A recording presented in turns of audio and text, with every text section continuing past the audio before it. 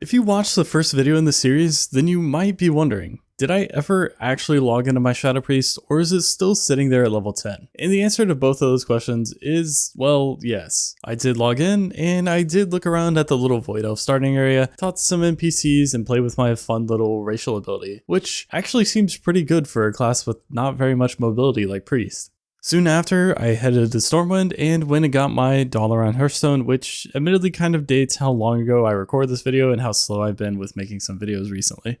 Then I spent some time deciding where to start my Chromie Time journey. And as a side note, Chromie Time is probably one of the best changes they have ever put into this game. Yet, even with the ability to choose any expansion I wanted, I thought starting with a classic zone would be fitting for this journey. And so I headed over to the Flight Master who sent me on my way to Westfall. And that's pretty much where I ended up with this. I actually ended up logging out and playing a little bit of Diablo. And then after thinking about it, I kind of decided that I didn't really want to go through the whole leveling part right now. And with so many characters already at a high level, I decided to just pick one of those. And that's why from here on out, I'm going to commit to playing a survival hunter. Which, I mean, I already play a somewhat niche class in Enhancement Shaman, so I figured why not just be even more niche and play Survival Hunter. Plus, I figured this might give me an opportunity to participate in the Radar.io Break the Meta event, assuming that they do one for Dragonflight Season 2.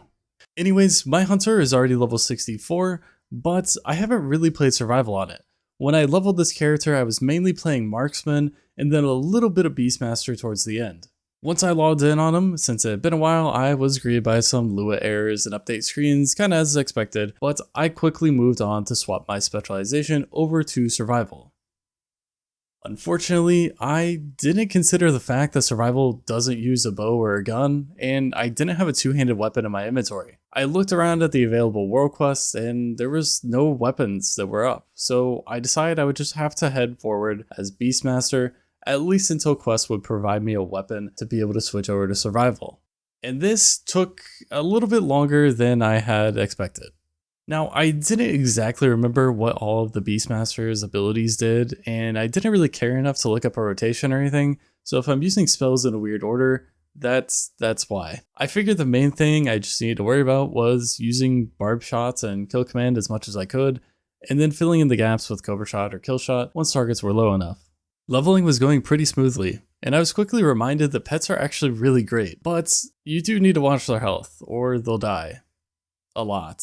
God damn it! It didn't take long for me to kind of remember why I stopped playing Beastmaster in the first place. As a mainly melee player switching and trying out a range class, Beastmaster does seem like a good first step into trying out range because you can just have unlimited mobility and run around and cast all of your spells, which is nice. But at the same time, the gameplay rotation for Beastmaster just doesn't draw me in for whatever reason. It doesn't feel like it has a ton of buttons to press or things to manage, and I kind of see why that it is a class that is often recommended for new players to the game. I think it's good in that regard, and I don't think there's anything wrong if you like Beastmaster, and I can't really just give a full rating to Beastmaster either, because I have played this a very limited amount. It's probably something that I'll look to try again at max level as well, just to get a better idea of what is all in the rotation, especially if I don't have the correct talent setup right now. I'm probably missing some spells and things. Luckily though, after only about an hour and a half of gameplay, I had already gone up 2 levels and finally found a quest that would give me a weapon. And with that, it was finally time for me to swap back to Survival. But there's a lot of talents for me to read through here, so stay tuned for the next video.